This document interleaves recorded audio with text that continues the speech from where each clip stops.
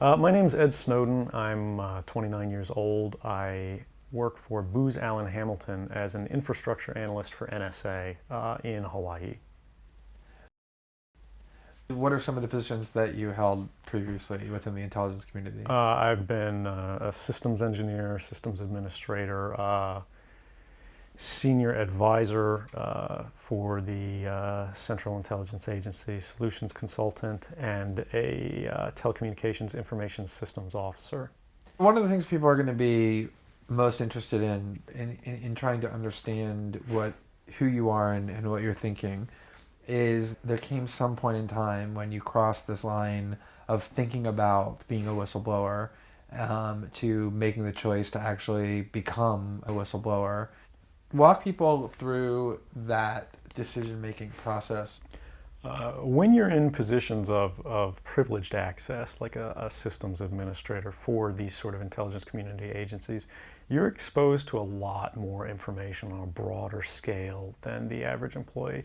And because of that, you see things that may be disturbing, but over the course of a normal person's career, you'd only see one or two of these instances. When you see everything, you see them on a more frequent basis. And you recognize that some of these things are actually abuses. And when you talk to people about them, in a place like this where this is the normal state of business, people tend not to take them very seriously and move on from them. But over time, that awareness of wrongdoing sort of builds up, and you feel compelled to talk about it. And the more you talk about it, the more you're ignored, the more you're told it's not a problem. Until eventually you realize that these things need to be determined by the public, not by somebody who was simply hired by the government. Talk a little bit about how the American surveillance state actually functions. Does it target the actions of Americans? NSA and the intelligence community in general is focused on getting intelligence wherever it can by any means possible that it believes on the grounds of sort of a self-certification that they serve the national interest. Originally, we saw that focus very narrowly tailored as foreign intelligence gathered overseas. Now, increasingly, we see that it's happening domestically. And to do that, the NSA specifically, targets the communications of everyone. It ingests them by default. It collects them in its system, and it filters them, and it analyzes them, and it measures them, and it stores them for periods of time, simply because that's the easiest, most efficient, and most valuable way to achieve these ends. So while they may be intending to target someone associated with a foreign government or someone that they suspect of terrorism, they're collecting your communications to do so. Any analyst at any time can target anyone, any selector, anywhere. Where those communications will be picked up depends on the range of the sensor networks and the authorities that that analyst is empowered with. Not all analysts have the ability to target everything, but I, sitting at my desk, certainly had the authorities to wiretap anyone, from you or your accountant to a federal judge to even the president if I had a personal email. One of the extraordinary parts about this episode is that usually whistleblowers do what they do anonymously and take steps to remain anonymous for as long as they can, which they hope often is forever. You, on the other hand, have decided to do the opposite, which is to declare yourself openly as the person behind these disclosures. Why did you choose to do that? I think that the public is owed an explanation of the motivations behind the people who make these disclosures that are outside of the democratic model. When you are subverting the power of government, that's a fundamentally dangerous thing to democracy. And if you do that in secret consistently, as the government does when it wants to benefit from a secret action that it took, it'll kind of give its officials a mandate to go, hey, tell the press about this thing and that thing, so the public is on our side. But they rarely, if ever, do that when an abuse occurs. That falls to individual citizens, but they're typically maligned. It becomes a thing of these people are against the country, they're against the government.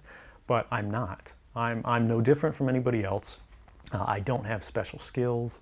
I'm just another guy who sits there day to day in the office, watches what's happening, and goes, this is something that's not our place to decide. The public needs to decide whether these programs and policies are right or wrong.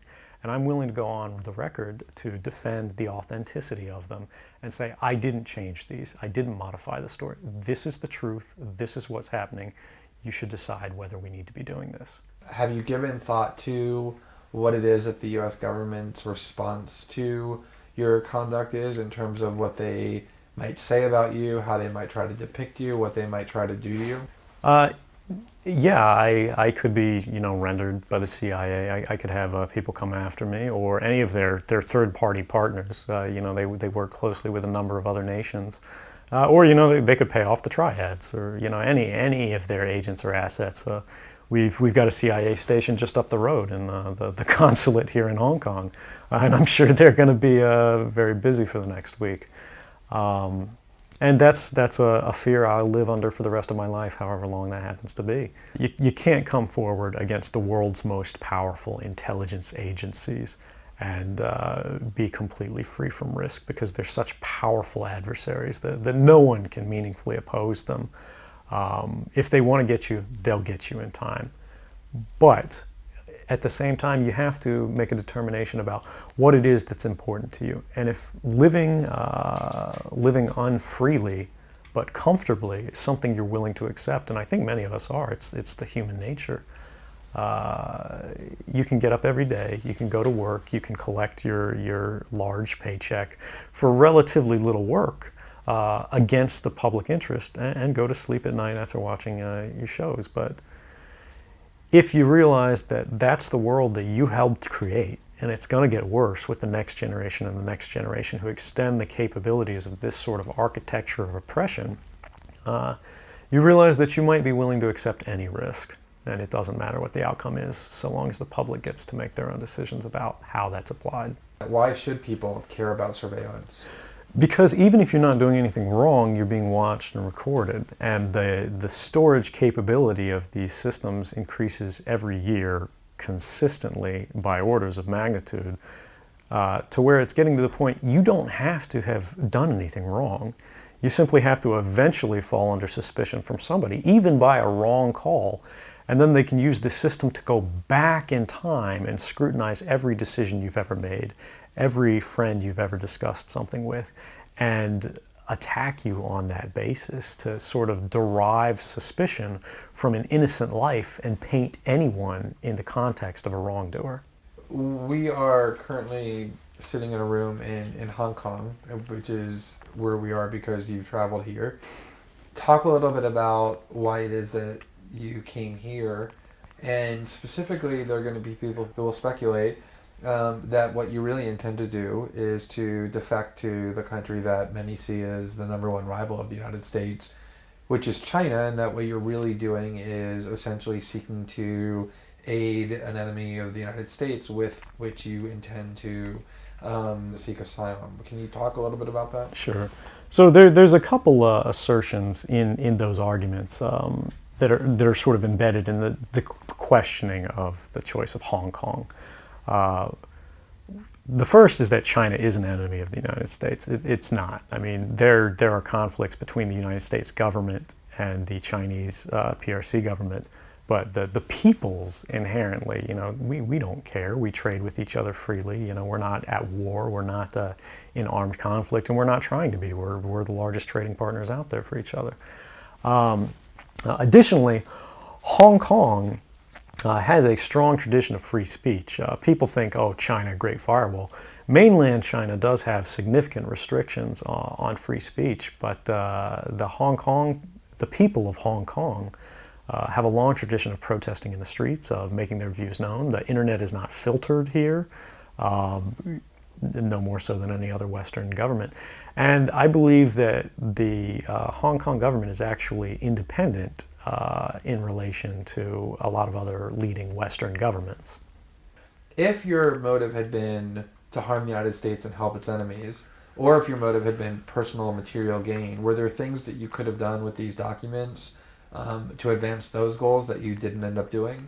Oh, absolutely. I mean, anybody in the positions of access with the technical capabilities that I had could, suck out secrets, pass them on the open market to Russia. They always have an open door, as we do. I had access to, the full rosters of everyone working at the NSA, the entire intelligence community, and undercover assets all around the world, the locations of every station we have, what their missions are, and so forth. If I had just wanted to harm the U.S., that you could shut down the surveillance system in an afternoon. But that's not my intention, and I think for anyone making that argument, they need to think, if they were in my position, and you live a privileged life, you're living in Hawaii in paradise and making a ton of money, what would it take to make you leave everything behind? The greatest fear that I have regarding the outcome for America of these disclosures is that nothing will change. People will see in the media all of these disclosures. They'll know the lengths that the government is going to grant themselves powers unilaterally to create greater control over American society and global society. But they won't be willing to take the risks necessarily to stand up and fight to change things, to force their representatives to actually take a stand in their interests. And the months ahead, the years ahead, it's only going to get worse until eventually there will be a time where policies will change, because the only thing that restricts the activities of the surveillance state are policy. Even our agreements with other sovereign governments, we consider that to be a stipulation of policy rather than a stipulation of law. And because of that, a new leader will be elected. They'll flip the switch, say that because of the crisis, because of the dangers that we face in the world, some new and unpredicted threat, we need more authority, we need more power, and there will be nothing the people can do at that point to oppose it, and it'll be turnkey tyranny.